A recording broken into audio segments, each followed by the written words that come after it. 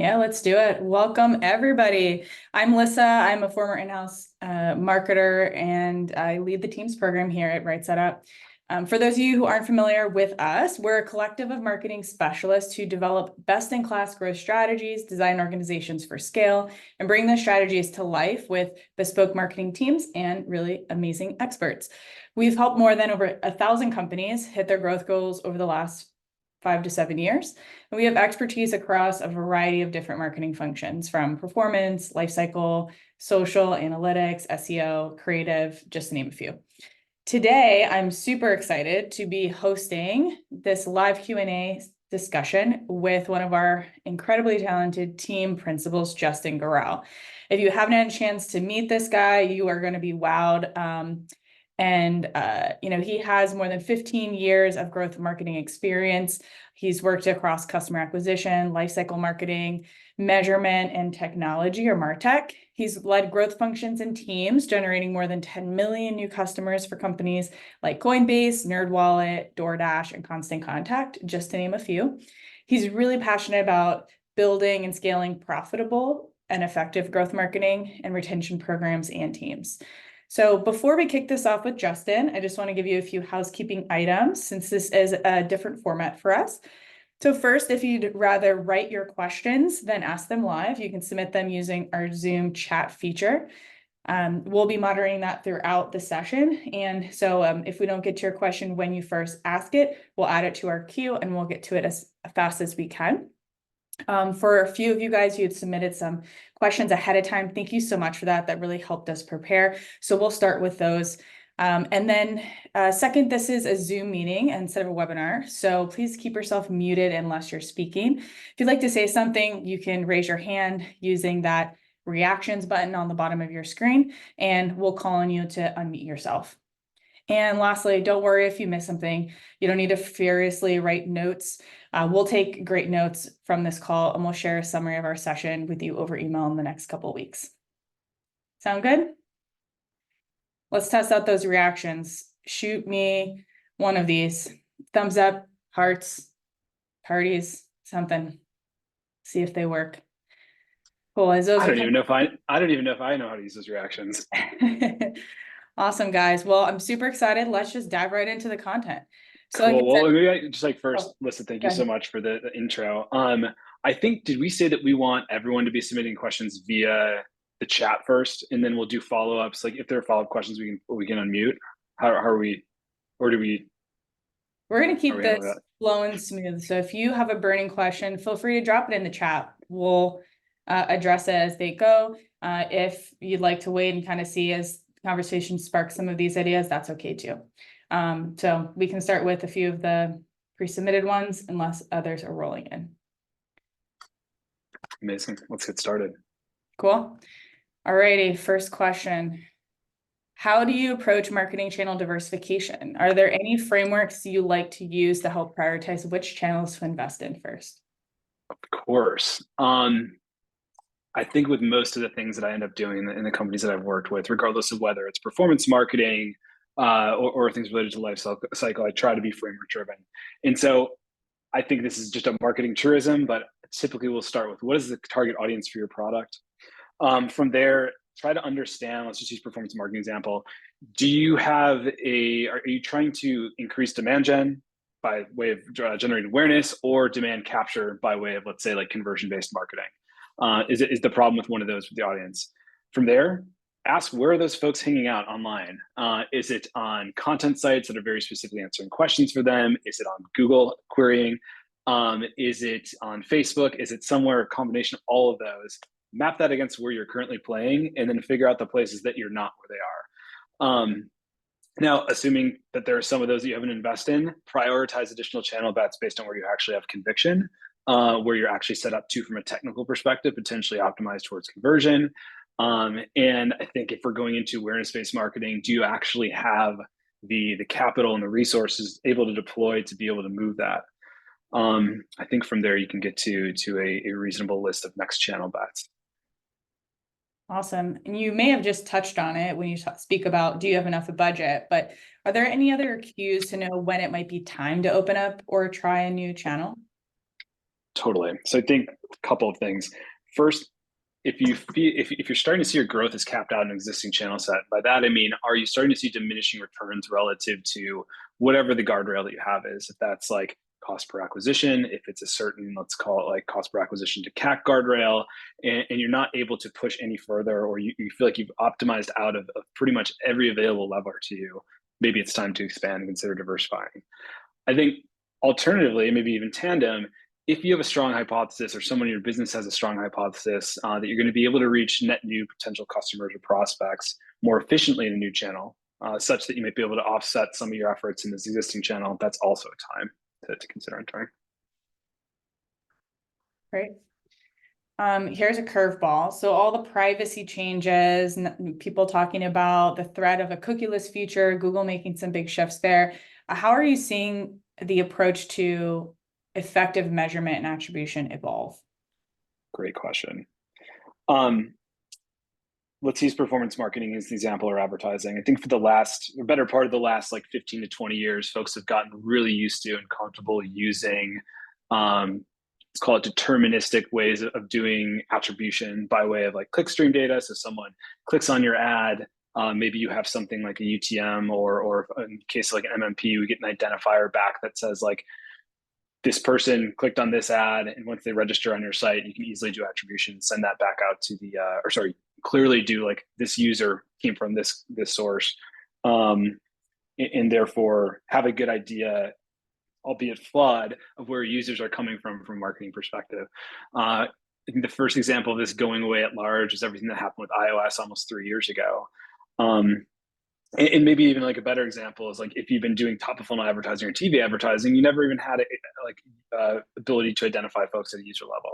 And so I think what I jotted down here, I think like the methods that folks are going to likely employ in the future and are starting to right now probably had their roots back to the day of TV advertising, direct mail advertising, when we just didn't have the sophistication or even the ability to go like user by user and say, hey, I know deterministically you came from marketing source XYZ or campaign XYZ. And so I think you're going to see, or I know you're going to see methods like mixed modeling start to emerge that are going to tell you from a backwards looking basis across all of your media mix by way of statistical like regression analysis, likely what the contribution of was each individual channel to a KPI. Also help you set up future scenarios for if I need to spend my next dollar, or if I have X, Y, and Z budget and I need to maximize marketing's impact on a specific KPI, how should I divvy that up between channels? Secondarily, I think increasingly is part of this in mixed modeling. Mixed modeling is attempting to get you an output that's telling you like this is the incremental impact of each channel.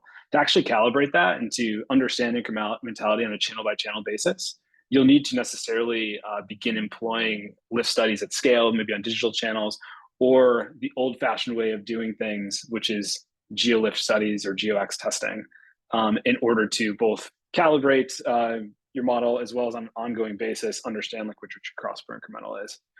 I had a note here about like different vendors that are doing this or helping companies think through this. I've seen a lot pop up recently, but I'm not working with anyone, and I haven't worked with any directly.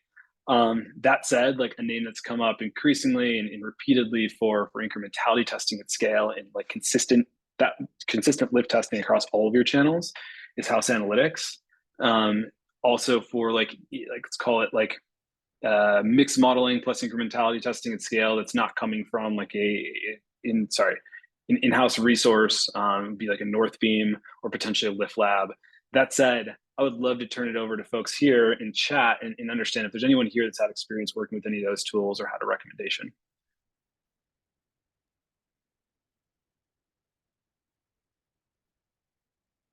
Yeah, if you guys have any of your favorite measurement technologies, martech tools, drop it in the chat anytime. Those are great, just general recommendations for folks. And for those of you who have joined us a little bit later, this is a live Q&A. So if you have a question, you can use the reaction button to raise your hand and we'll unmute you. Or if you feel you'd rather drop it in chat, you can write your question in there and then Justin will answer it as they come in. So kind of moving on to the next question. Justin, how do you see the role of lifecycle marketing evolve as investors and leadership and their mindsets continue to shift towards building profitable companies versus growing at all cost? Wonderful question. I've actually seen this play out both at some of the places I've worked at as well as the clients I've worked with. So when companies seek to become more profitable, for better or for worse, often one of the first things that goes from a cost center perspective is marketing. And then within marketing, one of the most flexible areas that you're going to have, not headcount, is going to be advertising spend. And so you'll necessarily see folks as companies focus on profitability, first off, making sure that they're eking every last dollar off advertising. And if they really have to make a trade-off between, let's say, doing awareness advertising or performance marketing, they might cut that entirely. And so the onus is increasingly going to become on, from a product perspective, as well as from a marketing perspective, on focusing on lifecycle.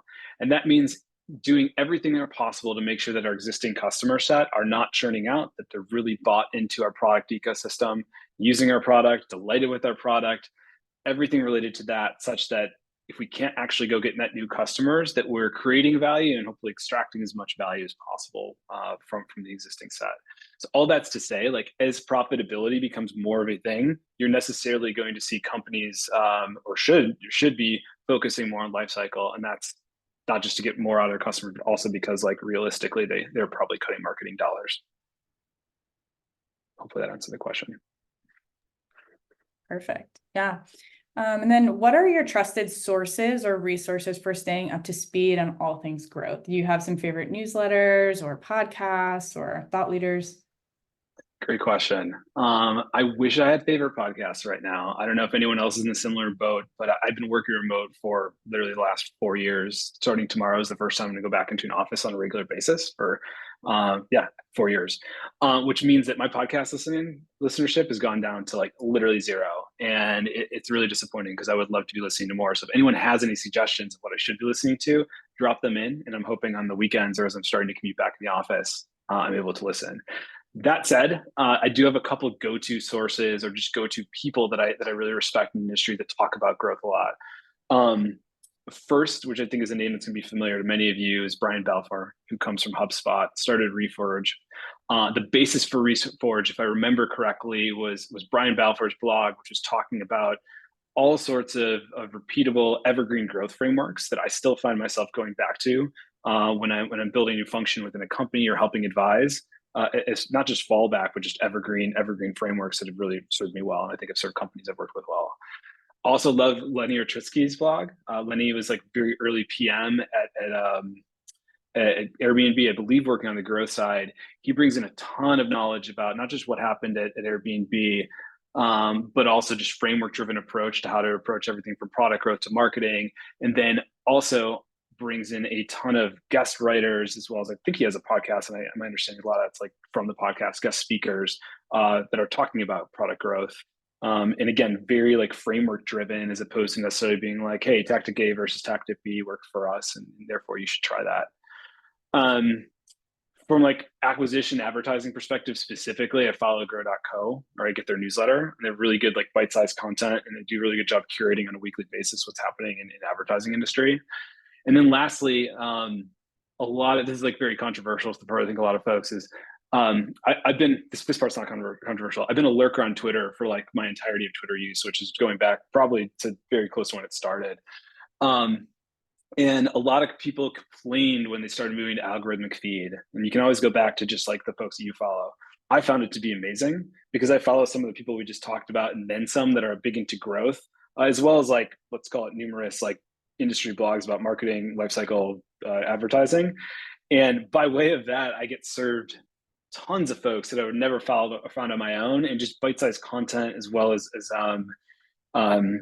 what to be paying attention to, et cetera, or things to like potentially have on your radar in a way that is kind of like it comes to me, as opposed to me having to necessarily seek it out. Sure, I followed some of these folks on a regular basis going forward, but it served me well. So algorithmic feed on Twitter can be your friend, even if you think it's been your enemy.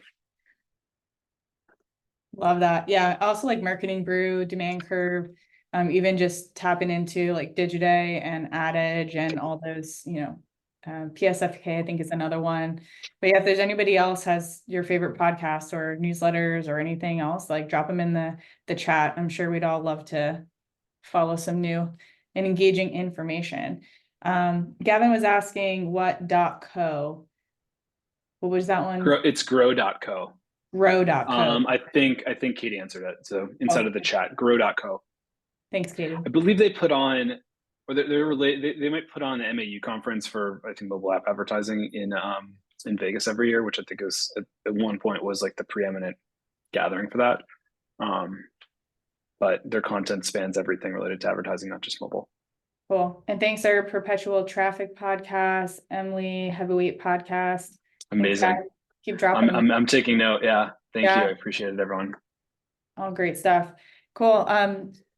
This is kind of a touchy question, but I think relevant and something that's top of mind for all of us. There've been a lot of layoffs at tech companies over the last year or so. Are you seeing any trends, maybe positive trends as it relates to like marketers, and how companies are leveraging talent maybe in a different way as they continue to invest in their company's growth and retention needs? Sure. Good question. So I think towards the end of, let's say, this big macro tech cycle, there were many companies that had either overhired, or just became bloated relative to like what they thought was going to be a recessional, like a downturn that may or may not happen or has not happened. And so you've seen like a massive way, and also been like because of interest rates, been asked to like actually get to profitability. And so you've seen a constriction over the last 2 years, which I'm sure folks, I myself was a victim of. I'm sure many folks on this call might even be have been around for stuff like this. So reductions in force, and oftentimes they hit marketing first. That doesn't mean the companies aren't still growing. It doesn't mean they're not going to grow again. That said, I think what we're starting to see, and certainly what my thesis was when I rejoined Right Side Up, was that as companies are getting to profitability with the existing set of resources, and let's say with their existing customers, and are ready to start growing net new customer acquisition again, or even growing some of the marketing functions out that they had to reduce prior, there's going to be a reticence to go back and ask for full-time headcount until something is like really at a scale, or we absolutely cannot work with contractor or freelance resources. All that's to say, I think there's like, as companies start to grow again, there's going to be a shift in always thinking about like, I need to ask for, like, me as a manager or me as a director, ask for full-time headcount, and instead first evaluate and use talent like what Right Side Up offers as the proving ground, and maybe even on like a more permanent basis so they can flex up and down as the market changes, or as they're still not sure whether or not there is a recession or not. That's certainly been my thesis with like the team structure that Alyssa and I partner on here at Right Side Up, where especially in larger companies that might have taken out full teams, there's going to be a need when it comes time to very quickly and efficiently deploy multiple heads at once, whether that's to build a new function for the performance marketing function, restaff on Lifecycle, brand media, etc. So obviously I'm a bit biased, and Right Side Up is probably a bit biased as well, given that's who's hosting this call right now. But we have seen it play out. I'm seeing it play out across small and large companies. Great. Thanks, Justin. Yeah. And just from our perspective too, as we're talking to different brands, what we're seeing is that despite there being shifts around resourcing for FTE, a lot of companies are carving out dollars that they can put towards agency teams and contractors. So the work is still there, and there's still opportunities to get plugged into different companies, which is really great, and positive news there. I was wondering if anybody had any other questions. I know Dan sent one. We can address that one next. But if you do have any questions, drop it in the chat window, or you can raise your hand and we can unmute you and you can join the fun conversation. So while you guys are typing those out and raising your hands, Dan, thank you for your question. Are RSU clients looking for a lot of lifecycle help? Can you provide some specific examples of the kinds of work they tend to need? I can take part of that, and then Justin, if you want to take the rest. From just lifecycle, absolutely. I'd say paid media and lifecycle are two of the top most requested growth marketing areas that we see clients ask for support. And we see anything from let's start from scratch to let's overhaul a program to we want to start a new platform. Can you help us migrate to that new platform? Lots of questions around automation and are they using automation in the best way possible? Some companies are asking about the role of AI in Lifecycle. There's probably fewer there, but really anything and everything Lifecycle we see a lot of. Justin, anything to add there? No, I think that's like certainly some of the questions we hope to answer, but just on like a broader basis, I think I have I'm working on engagement right now where we place someone that is like very specifically working on like upending the entire end-to-end strategy of how a company approaches life cycle. And I think in other areas, we're probably placing folks that are directly like executional ICs inside of companies, to either help jumpstart the program or to fill gaps as companies expand. Hopefully that answers your question, Dan. Also, just kind of jumping in here for a couple of the other comments here. Katie had mentioned, if you guys are on our listserv for our monthly newsletters, hopefully you're enjoying those. If you have any feedback, things you'd love to see, please let us know. And for those of you who aren't on our monthly newsletters, we have client-facing, we have talent-facing ones. Just drop a note here, and Katie is your gal. She can add you to our listserv and make sure that you get all those wonderful curated links and tips. Also, thank you, Adnan, for mentioning our Right Set of Slack community. If you're a talent, someone in our talent network, we have a private Slack community which you can join and participate and chat up all the wonderful thought leadership and examples and have Q&A with other consultants in our network. So also, Katie is your gal if you'd like to inquire about that. Last one here, James, thanks so much for mentioning another good newsletter, Growth Sprints. It's a little tailored towards SEO, but appreciate that link. So thanks, James. Keep those questions coming. These are great. In the meantime, Justin, we'll jump back over to our pre-submitted questions. Have you found any helpful martech tools or platforms to help marketers navigate those recent privacy changes, things like TCPA and what Google's doing? Good question. I think it's a little dependent on what your specific use case is. That said, let's just use the example of like I think a lot of this. Well, I think in the companies that I've worked with, a lot of this pertains to how we might send data back out to vendors, and like, do we get the right identifiers from a user, like from a cookie, to be able to send back out and then identify on the vendor platform. So for like attribution, for sending conversion optimization signals. And this is going to sound like probably something everyone's heard, but like the importance of investing in, or just being able to investing in capturing as well as sending back like first party PII, and obviously a safe and privacy focused way back to each of these vendors is going to be the means to bridge like the attribution problem within those platforms.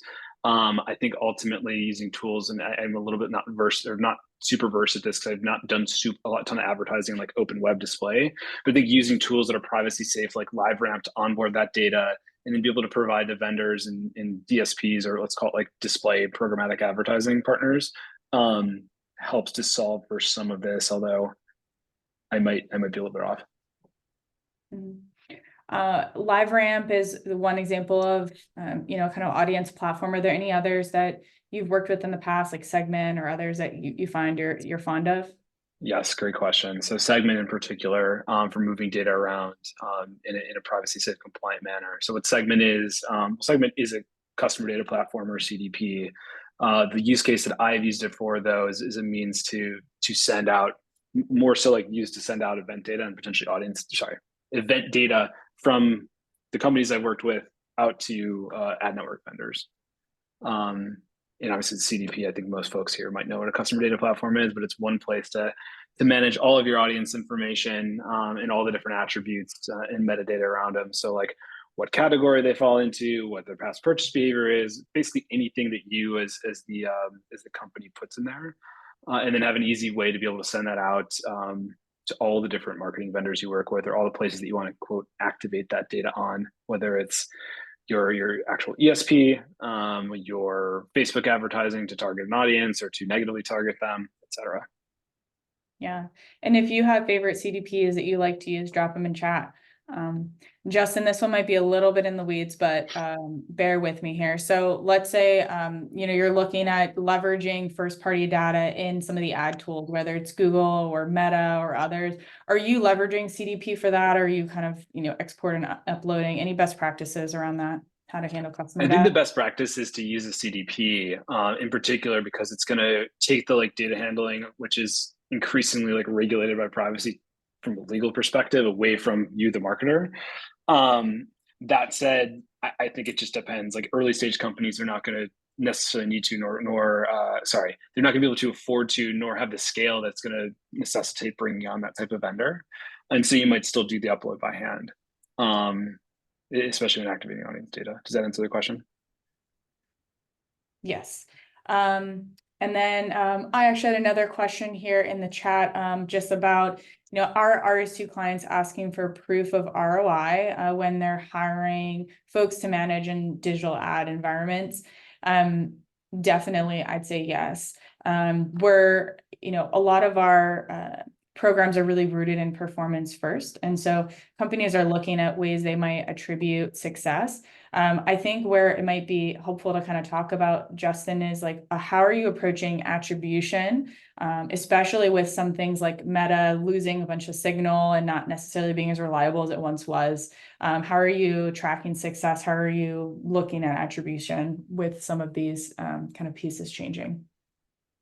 So with regard to Meta losing signal, it's going to mostly apply to them having a more difficult time finding the right customers to optimize ads to.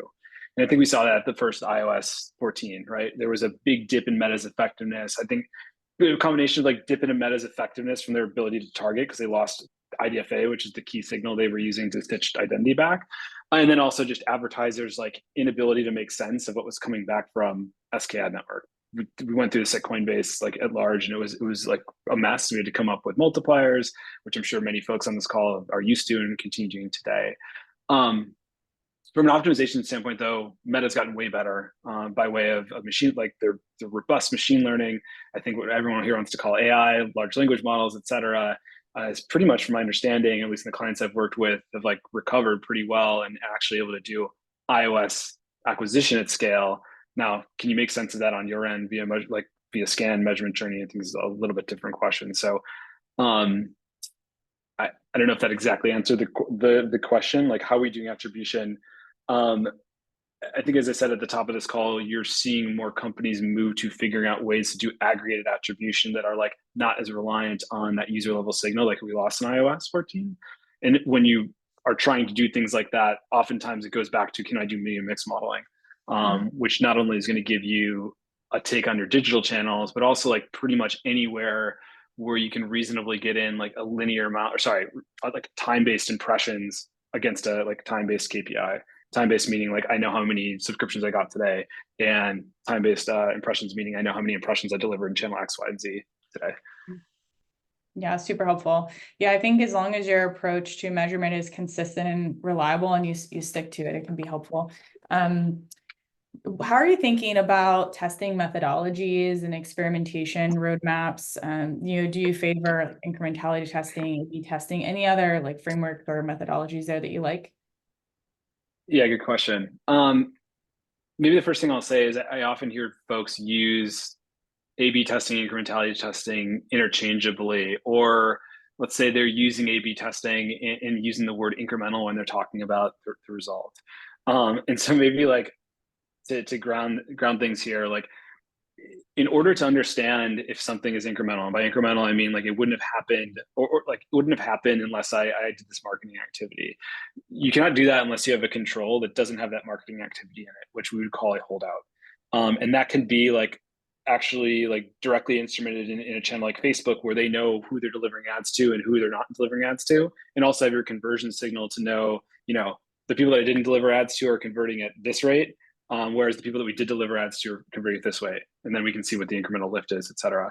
Whereas A/B testing is really just testing a variant of something in kind of a vacuum against how it performed against another another variant, but not telling you what the outcome would have been had you not been doing that advertising at all. Does that make sense? So when would you use one versus the other? Incrementality testing, certainly, like if you want to understand and start to get to the answer of like, is my advertising delivering the incremental value that I think it is? And oftentimes that's like a lot of advertisers or a lot of client folks that you might already working with today, or shops that you go into are still using last click attribution or something similar to that. And that's not telling you necessarily or really at all if the advertising that if those attributable results are actually incremental. The classic example is, your NerdWallets and Coinbases of the world that are like highly known brands, and like everyone knows them. It's unreasonable to think, or it's reasonable to think that the folks that are searching for them on Google, already know what they want and would have gone to Coinbase regardless of whether you showed an ad to them or not. It's like the classic brand search incrementality problem. That said, like if you're judging on a last click model, oftentimes that's like one of your best performing because so many people click on that because they have really high intent. The question is always like, would they have come back anyway? Am I wasting money on this? And that's when you'd run an incrementality test or attempt to, with a holdout to assess that. A/B testing, great for like, I'm trying to understand I know that this like tactic is incremental, let's say, and now I want to understand if like ad A versus ad B or copy A versus copy B, or landing page versus A versus landing page B performs better against the other variant. Hopefully that was clear enough. This can be a pretty meaty topic, but I think that is the first thing to address is like making sure that you are clear on what you're hoping to accomplish, as well as like keeping when you're referring to these things, making sure that you're not running an A/B test and then reporting out to marketing leadership, to exec leadership that, hey, this is like the incremental result. Helpful. Thanks, Justin. Yep. Also, by the way, guys, if you don't feel comfortable asking a very specific question, you can always direct it specifically to me, and then I can ask it anonymously, by the way. Kind of speaking to incrementality testing, how do you recommend dealing with offline media in the mix, like traditional TV, podcast, radio? Thanks, Cindy, for your question. And Paul will get to yours, promise. From a measurement perspective? Speaking of incrementality testing, how do incrementality testing, yeah, how do you see like offline media come into the mix? Totally. So I think it just depends. Again, it's all dependent on whether or not you can orchestrate a reasonable holdout. And so let's use like radio advertising as the example. When you are like trying to understand like at scale if radio advertising is going to work and you want to do it, typically what I think the recommended approach is going to be to do like a geo holdout test or a geo lift test, which is I'm going to go find like in my existing base of customers, I'm going to divide it up in the US. It's typically by DMA, which is like the denomination at like a geo level that we've decided to use or that we've used in this type of analysis forever. In my existing set of customers, what like major cities or major areas that are like similar population size, like an actual population, are performing from a conversion rate perspective or have users that behave very similar to one another. And what I end up doing is in half of those, like I found the matches, right? In half of those, I end up putting advertising in, the other half I do not. Assuming that you keep all the rest of your advertising or your marketing activities the same, we're just going to assume that happens, even though it's not actually the case for a lot of advertisers. You want to go into the place where you're showing advertising and understand if there's a difference in performance and uplift in net number of people that are coming to your product or signing up or purchasing, and that would be the uplift would be the number of incremental and get you to an incremental cost per user. Again, hopefully this is helpful. Yeah, and I know this isn't incrementality testing, but I know our offline team is really fond of how did you hear about us surveys in terms of measurement when it comes to like podcasts and offline channels, if that's helpful.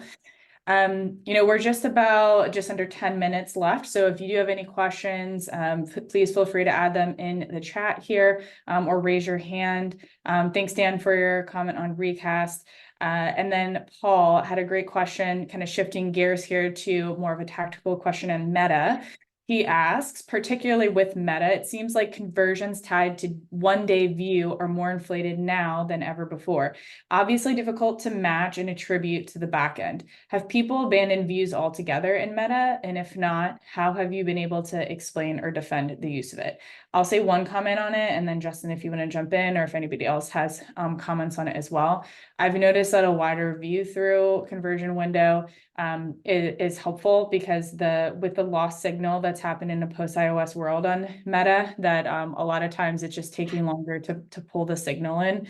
So if you're in a short attribution window, you're missing a lot of the information that comes through, but that's just been kind of what I've heard from folks that I've spoke to. Justin, anything to add? Yes, so I think there's like, the two parts to it. Like, first off, there is using it as a means for like giving conversion optimization signal, of which I've still, what I've seen personally is that the more signal you give Meta, the better it is. Even if your goal, which it usually is like click-based attribution, or like inside of your end, inside of your client side, or in your actual company's reporting, all you're going to get is click attribution.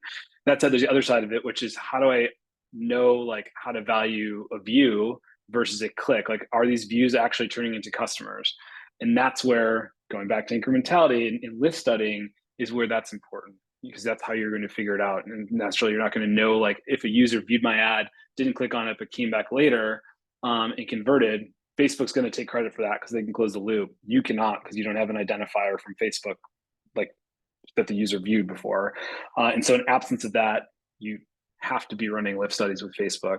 It's going to tell you the true value of both views plus clicks in terms of like, what is the lift versus if you hadn't done it previously. So great. Another Meta question.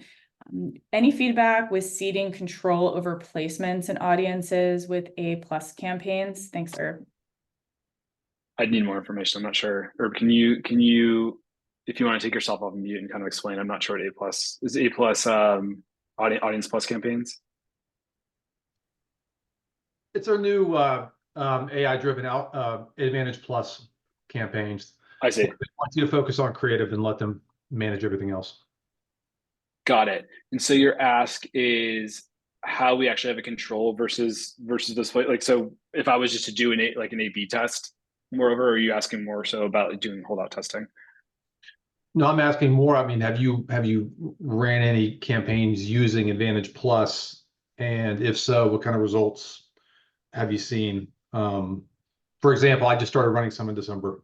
Got it. I haven't personally, but I haven't been close to like, actually, it's been a while since I've been like hands-on keyboard buying. That said, I'm sure the teams that I'm working with have, and I'm happy to like take that as a follow-up and see if I can get something for you on email.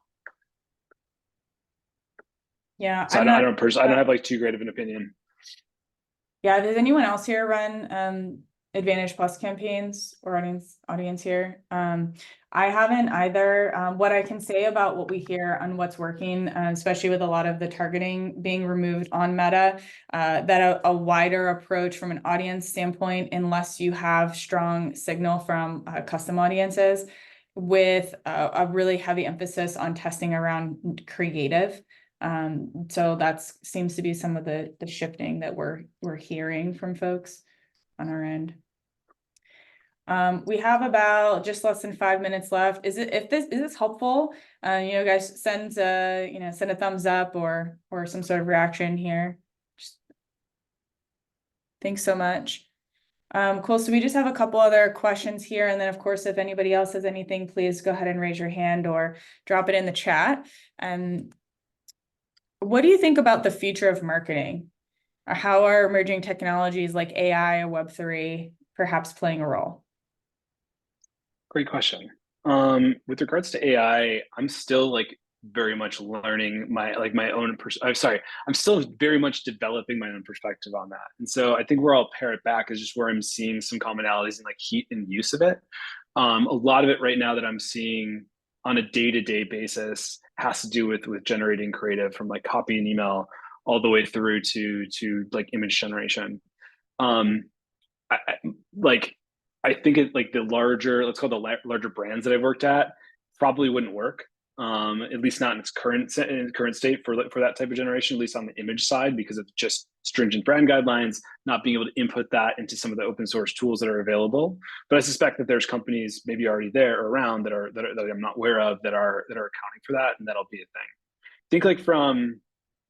I think like where I do think I have a lot of opinions, I do think AI is going to be like better and better at helping validate and help streamline like framework driven approaches that you might have, or turn that into something that is like a repeatable model that can be applied to many businesses that you work on. Although I haven't myself worked with it like that, I think there's heat there as well. Web3, great question. I think Web3 is its own like identity layer, so to speak. And so all of the constructs, or many of the constructs I think of like regular internet, probably still like Web 2 might still apply, but like the first thing to get over is like, how do I actually do attribution when all I have is like an anonymized like wallet address? At the same time, because of that, some of the privacy concerns and like privacy forward things that have happened recently in industry regarding advertising, like just aren't as much of an issue because everything's already anonymized. And so I think, at least when I was a little bit closer to this before I left Coinbase, there's definitely vendors and technologies coming out to specifically do attribution to wallet addresses, to do tracking by tracking your like conversion optimization based on where folks are interacting with dApps, et cetera. But yeah, my only formed opinion on that is that it's kind of like, I think there's going to be a lot of similar constructs and tools that are used that are similar to how we were doing things before all this privacy safe attribution, even though it is inherently privacy safe. Yeah, good question. Good answer. There is a poll here, guys. If you have a moment to just answer that, we'd really appreciate it. Should just be showing up on your screen right about now. We have time for a couple more quick Q&A. Yvonne asked, what is a good source to understand shifts that Meta is making or trends that might be impacting analytics or ad performance? I know they have Blueprint that they've released, which is their source, and in Slack and whatnot. We might be sharing some of that. Any other places that we're finding people discuss this? Anecdotally, this goes back to my like Twitter example, is that there's like a whole subculture of people, and again, these are like, all of these are like individual anecdotal evidence that they're going to purport, but there's a whole subculture of folks that are like high volume meta buyers that like post all the time about like what's going on or what their suspicions are about what's happening with ad performance, like the trends that they're seeing, like down to like day or like weekly or basis, including like macro as well, but like definitely micro. Because I don't follow them explicitly, I'm not sure in the top of my head, but I think I'll start taking note, and Vaughn, maybe I can follow up on exactly who those folks are. But like maybe my like takeaway for this is, to the extent that you can start finding pockets of Twitter or people that are talking about meta advertising, there are wealths of information about what's actually happening down at the buying level right now, including like how the changes they're rolling on their platform are affecting advertisers. Awesome. Well, that's perfect. Right on time. So thank you guys so much for joining us today for our live Q&A. I hope that we're able to answer everybody's questions. If you do have another question that didn't get answered, you can go ahead and shoot Justin a note. I know he took his email off screen, but if you want to just drop it in the chat, Justin, you can email him, or you can email talent at Right Side Up. If you're on the talent team, if you're part of the brand community, you can email growth@rightsideup.co. But thank you guys so much. We love your feedback. Thank you again, and have a wonderful day.